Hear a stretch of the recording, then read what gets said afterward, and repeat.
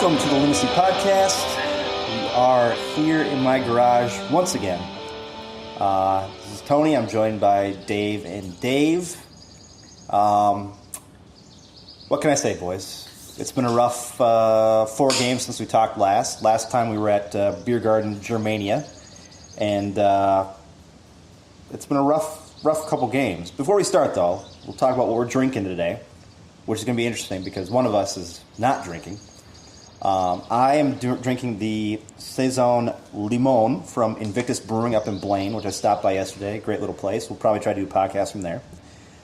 Dave Stevens has the, what do you got, Dave? The Zest Craze from Surly, one of their small batches. How is it, Dave? It's good. Yeah, I just had my first sip, and I think I'm going to like it. Mm-hmm. And Dave Sterling is not drinking today. He is having a water because... So technically I'm drinking. Yeah, I mean, you are drinking water. Because Dave was so distraught after the United game last night that he decided to go out to a bonfire with his neighbors and just drink. Right? I did drink quite a bit. Yeah, I mean, he didn't have any water yesterday either. No, and that's really my main focus of the no beer today is the fact that I went essentially a day without drinking more than 8 ounces of water. That happens. Yeah. So for the first time in the history of this podcast, we have somebody not drinking on the show. That would be true. Yeah, because we've been drinking since the beginning of it. Is kind of one of the points of the podcast. Well, like you both said, I mean, there's 2 out of 3 of us ain't bad. Yeah. So anywho, let's break down the last 4 weeks. I'm going to go over them very quickly, and then we'll talk about a couple of the games here. Back on the 23rd, after we finished our podcast at Beer Garden, Germania, Minnesota lost to Colorado 3-2. Then on the 29th, they lost to FC Dallas 1-0. 4th of July, they had a great game, and we'll talk about that more. They beat Toronto FC 4-3. And then, of course, last night, the downer of the week, losing to Houston Dynamo 3-0. So let's start on a good note. The game against Toronto FC, Darwin Quintero was like Superman, Batman, everybody combined. I mean, he was the team in that game. Yeah. And I have never seen a game where a guy scored 3 goals on pretty much chip shots over the goalie. And I think that has a lot to do with Darwin's the way he can kick the ball, the way he can control where the ball goes, and it has a lot to do with, of course, Toronto's goaltender, who, Dave, you were saying earlier, has had some problems all year, playing off the line and allowing Darwin to chip shots over his head. Well, and literally the entire game, we were in the stands, we were discussing how he was off the line. I mean, it didn't matter when the possession was, where it was, he was consistently at least a few yards off his line. Mm-hmm. And if the ball was in Minnesota's half, I mean, there were times that he was venturing probably 30 yards, 40 yards. And it's just like, I mean, what do you anticipate is going to happen when your goalie is probably on average, 5 yards off his line. Yeah. And I mean, it's some people I noticed were saying, Major League Soccer put out on Twitter specifically, I think on Facebook too, they showed the hat trick, and they had the highlights of every single goal. And a lot of people were saying, well, the goalie's way off his line. The goalie's way off his line. Those are easy shots. Well, it's not really an easy shot. I mean, you still have to have a player who's aware, for one. I mean, he's charging down the pitch. He's got to be aware that the goalie's where he is. Mm-hmm. Then he's still got to pinpoint a shot. Yeah. And on top of that, you have to know the right weight, the right level of power. Mm-hmm. I mean, they're not easy shots. Yes, Irwin certainly made it easier, But I think Darwin certainly showed his class. Well, we've seen that from Darwin all year, not only on his shots that he takes, but also on his passes he makes. Yeah. I mean, he's had a lot of great passes to guys in front of him that he drops them in like on a dime. I mean, he's been fantastic. I have never seen, like I said, I've never seen anybody chip it over the goalie like that, except for on FIFA when you're playing on, PlayStation. Of course, you try to chip it, but I've never seen anything like that, and that just proves how great of a player Darwin is. Yeah.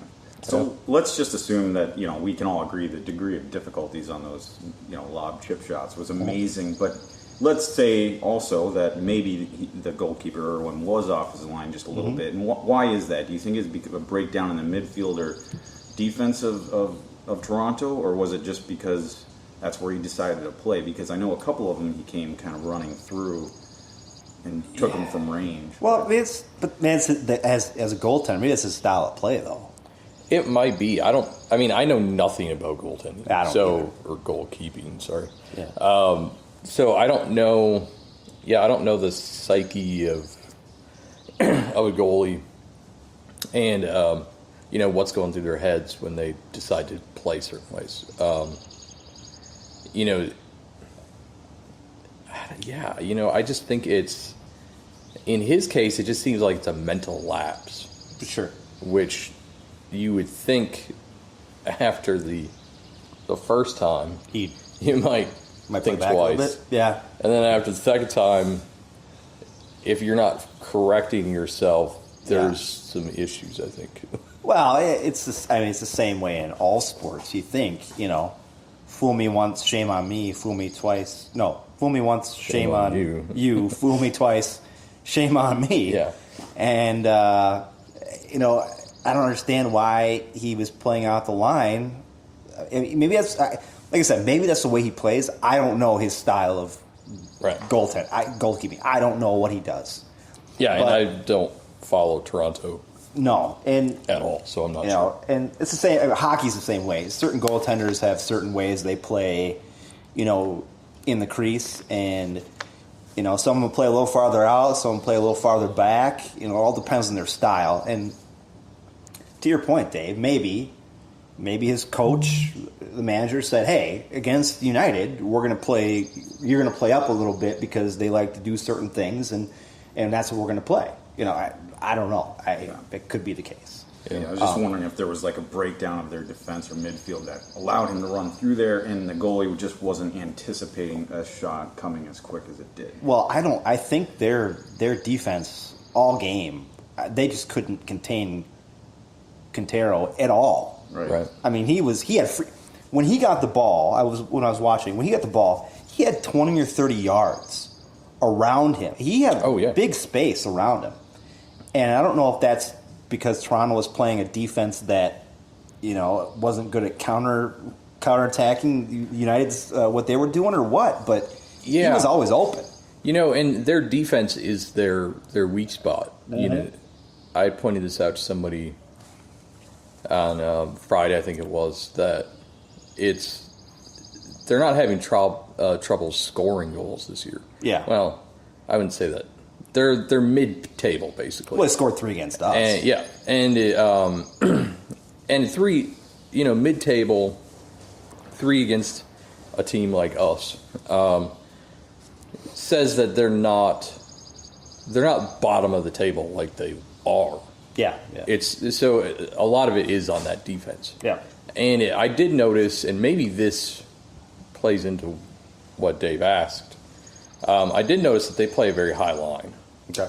And maybe that's an aspect, pushing the keeper forward is an aspect of how they do their high line. Sure. Again, I think that's a pretty risky thing to do. I mean, you got to be on your game to be able to pass that ball out. Yeah. If it beats your line, you're screwed. You're done. And on that third goal of Quintero's, he had a situation where he dispossessed Bradley, and then the ball bounced over, and I don't remember the defender. It was the right back challenged him, and he managed to squirt the ball past him. Yeah. And it probably rolled 20 yards before. Is that outside or inside? Oh, go ahead.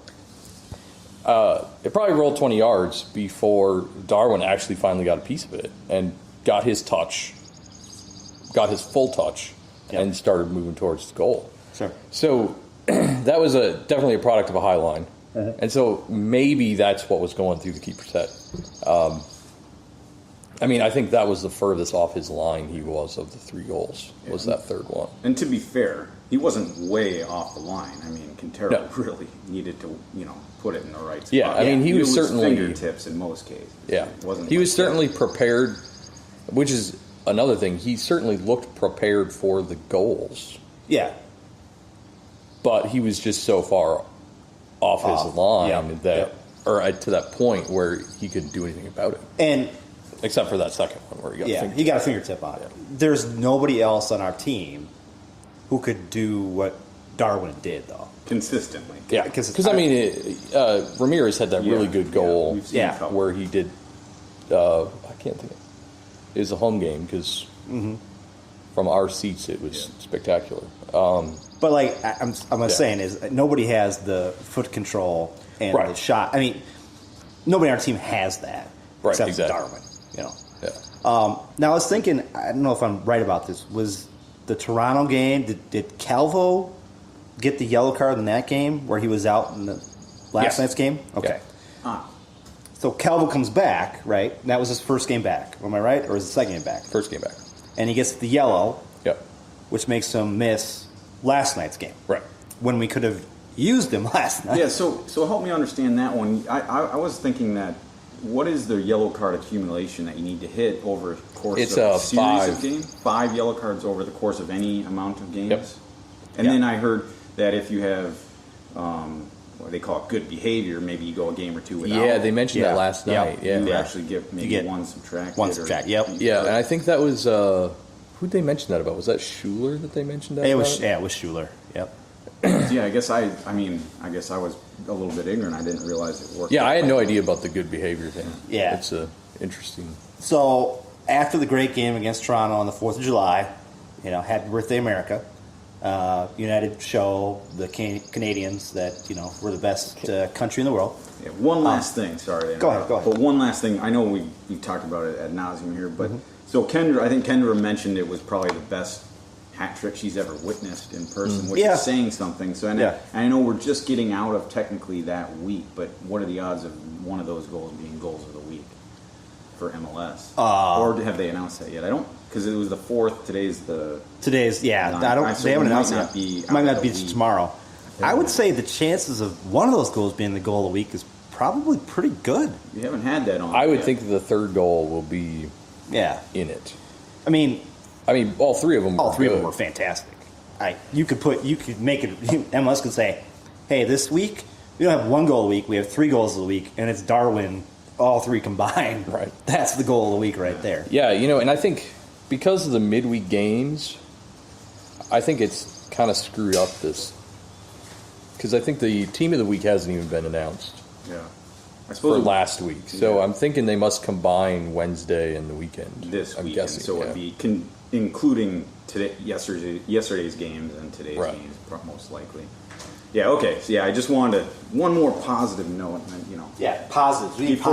before we move on. So, thanks. So after the positive note from Dave, let's go to the negative shit from last night. Let's preface this by saying we've said Calvo couldn't play last night, right, because of his accumulation of yellow cards. So we didn't have him in the back. We were playing how many games? This is our 3rd game in like 8 days. 8 days.